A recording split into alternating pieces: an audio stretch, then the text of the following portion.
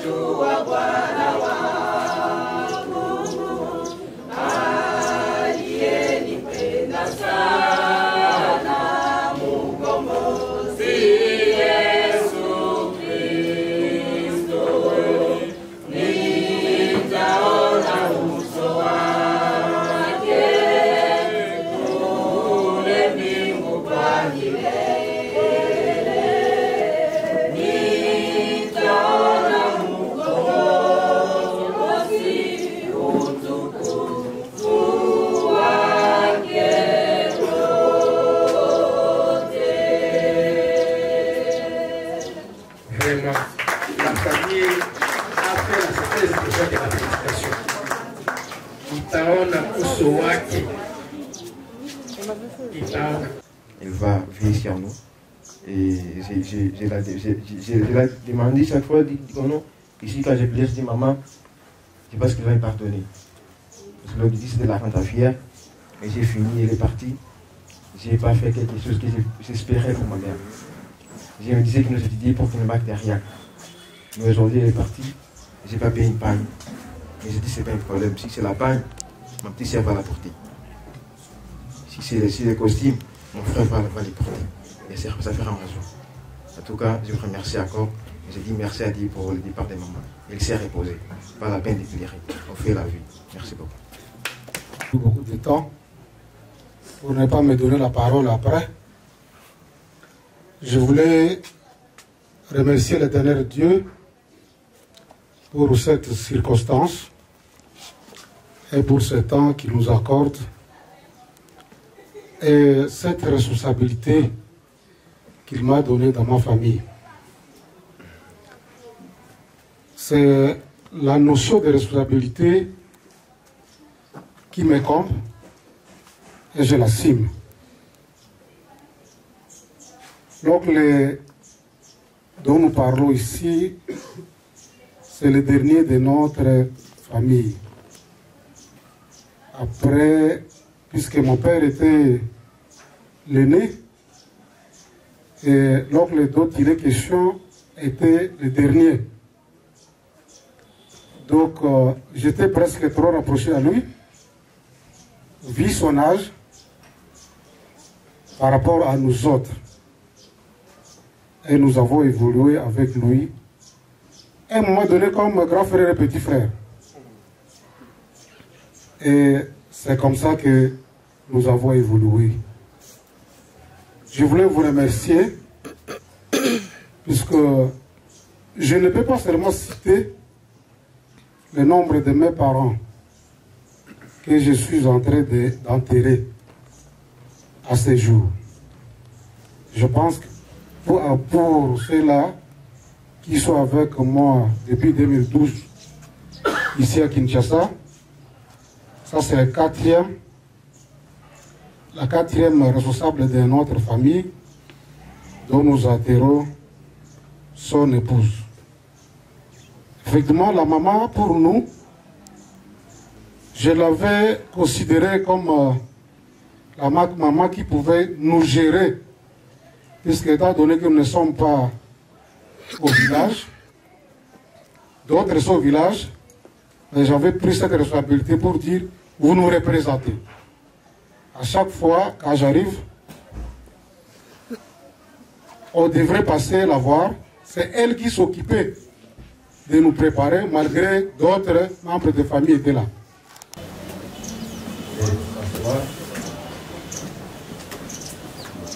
Nous allons lire dans les Épîtres de Paul, chapitre 1er. Nous lisons le verset 21. La ville de Philippe. Alors les gens qui habitent cette ville sont appelés des Philippiens. Un jour, quand il était emprisonné, vous connaissez que l'Église aussi prie beaucoup pour ses serviteurs et l'Église ici, son pasteur est malade, l'Église a tendance d'aller visiter. L'Église de Macédoine, quand elle a écouté que Paul est en prison à Rome, l'Église a préparé un joli cadeau qui était amené par Épaphrodite. Et ça, vous allez lire dans le chapitre 4, verset 18. Et alors, il fallait qu'il puisse remercier l'Église et aussi qu'il fallait les encourager dans la foi. Et il leur a signifié quelque chose. Et peut-être c'est ce que nous allons retenir ce soir. Il résume sa certitude pour dire seulement, en effet, Christ est ma vie, mourir m'est égal. C'est-à-dire, quand quelqu'un meurt, il dit, pour lui, quand il va mourir, la mort lui représente les gains ou bénéfices. Et il a voulu leur signifier que quand il a écrit la lettre, il fallait qu'on puisse remettre à l'église de Philippe. Il a voulu leur signifier que dans la vie, chercher à créer un chemin là où tu seras heureux au ciel. Et les moments où vous allez vous rencontrer avec Jésus-Christ, les moments où vous allez le voir yeux par yeux, soyez nasema uso kwa uso.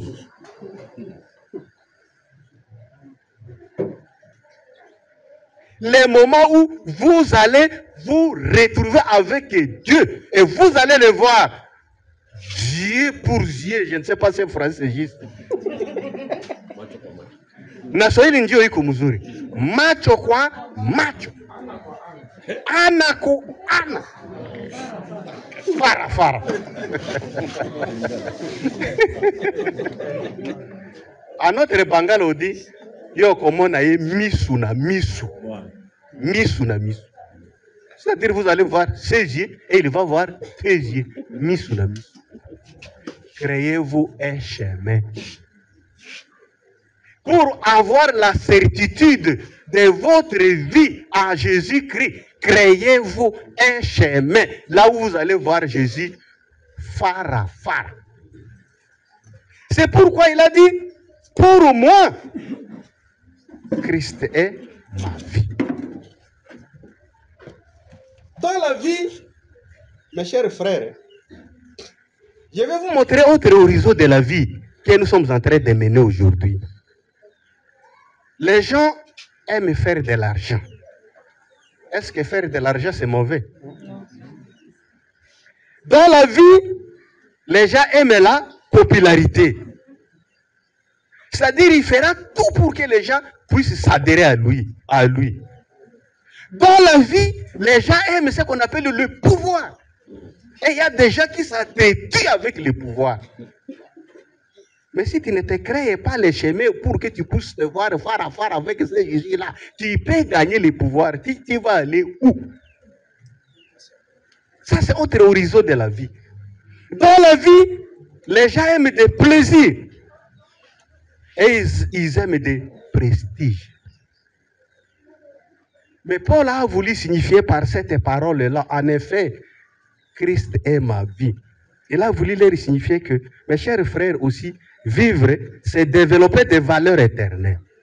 C'est-à-dire, quand vous êtes là, vous avez le souffle de vie. Oui, le pouvoir est là. Oui, l'argent est là. Oui, les plaisirs sont là. Mais il faut comprendre que vivre aussi représente des valeurs éternelles qu'il faut chercher. C'est pourquoi il a pris son temps pour porter courageusement Christ aux autres. Il a dit, prendre toute sa vie, travailler pour le Seigneur, ça c'est aussi un moyen qui sera aussi une perspective pour l'éternel, pour le ciel. Il y a des gens, si Dieu les bénit, si Dieu les bénisse, ils ne connaissent pas ces dieux-là. Ils ne connaissent pas. Quelqu'un m'avait dit, pasteur, priez pour moi quand j'étais d'abord jeune pasteur. Et j'ai prié, il a dit, je vais vous acheter seulement les souliers. Depuis ce jour-là jusqu'aujourd'hui. Il n'a pas acheté ces souliers-là. Et je connaissais que quand si quelqu'un n'a pas la foi à Jésus-Christ, le jour où il sera béni, il oublie ces dieux-là. Il oublie. Mais quelles sont les valeurs éternelles que vous êtes en train de les chercher? C'est pourquoi il a dit, il a consacré sa vie pour les services de l'Éternel. Et suivez ce qu'il a dit au chapitre 3, verset 7. Il a dit, mais ces qualités qui étaient pour moi des gains, je les ai regardées comme des pertes à cause de Christ. Verset 8.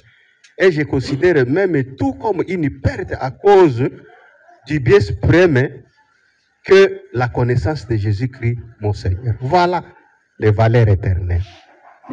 Avec la connaissance du Seigneur, même si tu as des qualités qui sont bonnes, des choses qui te donnent un gain, je vous le dis, si vous ne connaissez pas Christ, vous êtes malheureux. Mais si vous allez connaître Christ, il faut connaître que cette vie-là que Dieu vous a donnée, oubliez d'abord les choses qui vous amènent dans la perte. Oubliez ça. Il s'est donné la vie pour la connaissance de Jésus-Christ. Voilà des valeurs éternelles. Et quand j'ai posé des questions pour les gens ici, j'ai posé la question, je voudrais connaître, vous êtes là. Nous sommes en train de programmer. Il faut construire, il faut étudier les enfants, il faut faire. Mais les projets éternels. Il y a des fois même le soir, vous n'avez pas le temps de prier avec ces enfants-là. Tu as échoué aussi. Les valeurs éternelles. Après avoir fini notre cours sur cette éternelle, nous irons au ciel, non? Mais tu vas aller là-bas si tu n'as pas de valeurs. Tu vas aller comment? Et c'est ça son but.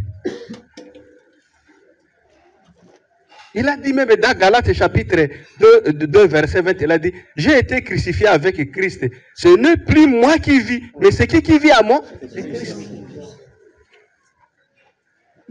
En effet, ma vie, Christ est mort. En effet, Christ est mort.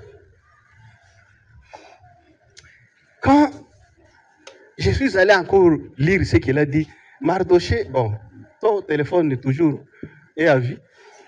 Ou bien il a un problème, je vais donner à quelqu'un aussi. Oui, il a dit son téléphone n'a pas voulu répondre. Bon, dis d'Olysée. Romains chapitre 14, verset 7 à 9. 14, verset 7 à 9. Suivez ça. 7e ou 9e verset, mon Jésus. En effet, nul de vous ne vit pour lui-même. Nul de vous ne vit pour lui-même. Et nul ne meurt pour lui-même. Nul ne meurt pour lui-même. Car si nous vivons, nous vivons pour le Seigneur. Nous vivons pour le Seigneur. Et si nous mourons, nous mourons pour le Seigneur. Nous mourons pour le Seigneur. Soit donc que nous vivions, soit que nous mourions, nous sommes au Seigneur. Car Christ est mort et il a vécu afin de dominer sur les morts et sur les vivants. Merci. Mes chers frères, même aujourd'hui, nous sommes en vie, vivons pour ce Jésus-là. Si Dieu nous donne encore cette grâce-là de vivre, vivons pour Christ.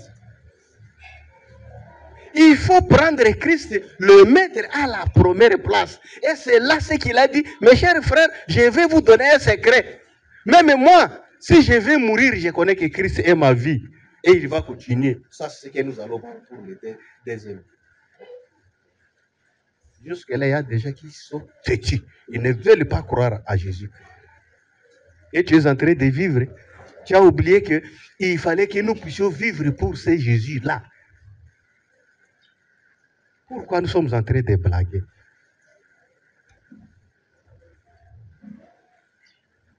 Et ça, c'est une règle à tenir pour vivre.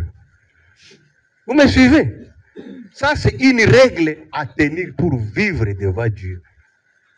Même si encore nous sommes à vie, vivons pour ce Jésus-là. Paul a dit, en effet, Christ est mort.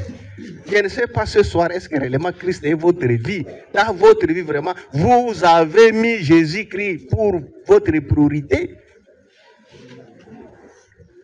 Et deuxième parole, il a dit,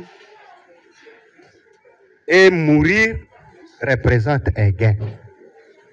Et dans d'autres versions, il a dit, mourir est mes gains, mais tes gains. Mourir. Il voudrait dire quoi? Il a dit, plus encore, pour juger, il juge que la mort est préférable à la vie. C'est-à-dire quand quelqu'un a la vie, vous allez penser que pour vous c'est une bonne chose. Non, lui il a dit, quand quelqu'un va mourir, cette mort est préférable à la vie, parce qu'à ce moment-là, Dieu va vous délivrer de toutes les peines que vous avez subies sur cette terre. Avant de mourir, vous devez passer par des périodes difficiles. C'est pourquoi il fallait qu'on vous amène à l'hôpital. Il faut perdre de l'argent pour vous traiter.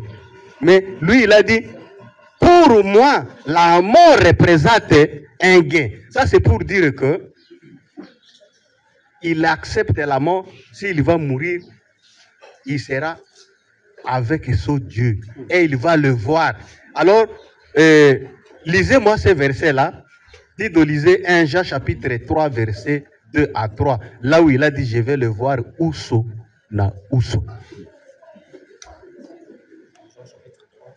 1 Jean.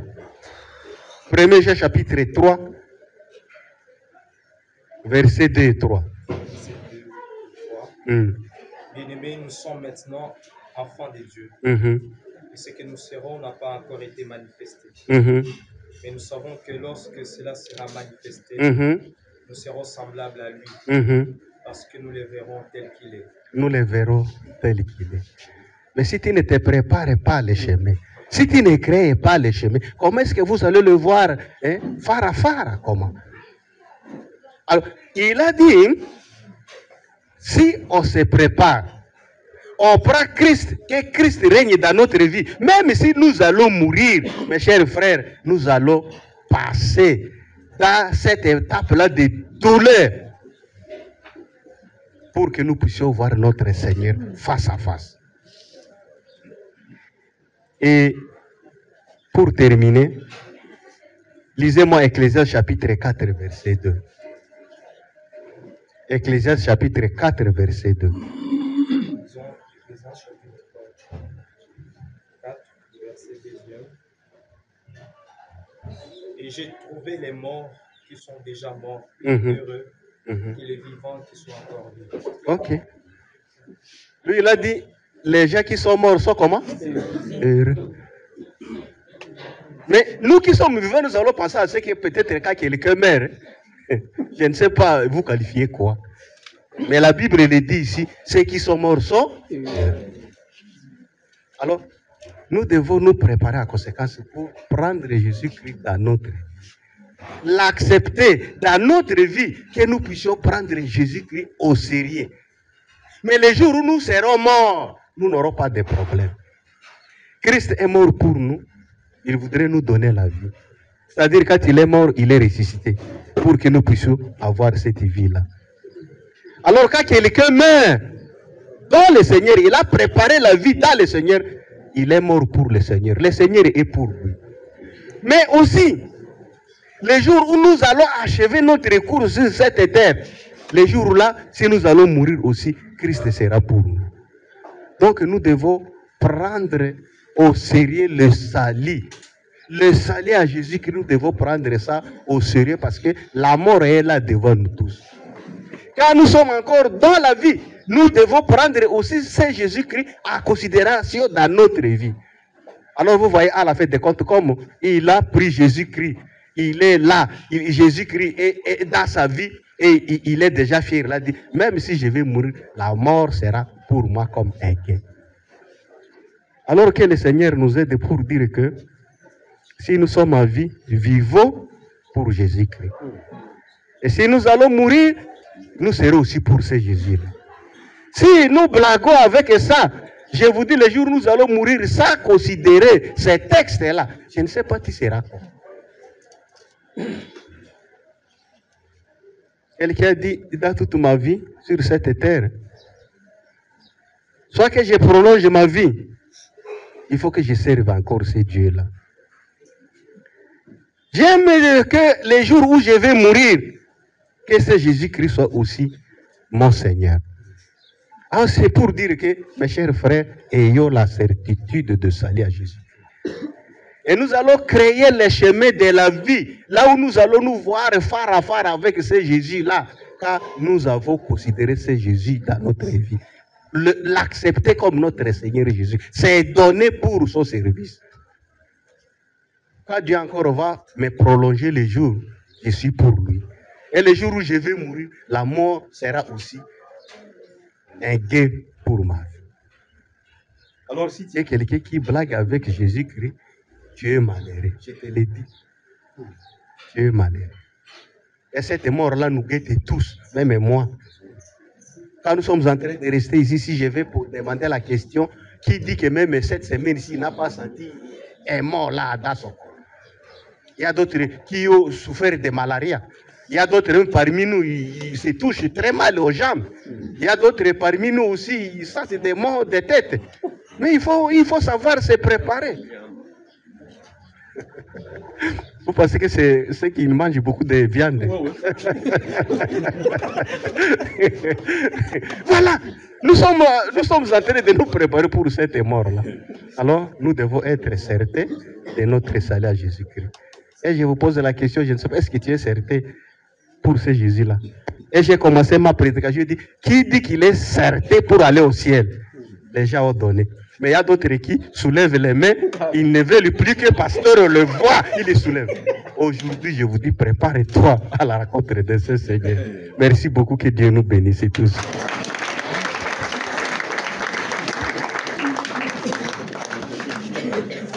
Je pense que tu as écouté. Si tu vis dans le Seigneur, même si la mort peut arriver maintenant, c'est inquiet pour toi, parce que là où tu vas arriver devant Dieu. Et Dieu nous a donné un verset qui dit, il est le père des orphelins et le mari des veuves. La veuve est déjà partie. Il était son mari avant. Quand votre père était parti, le Dieu était le mari de votre maman. Donc tout ce qu'elle faisait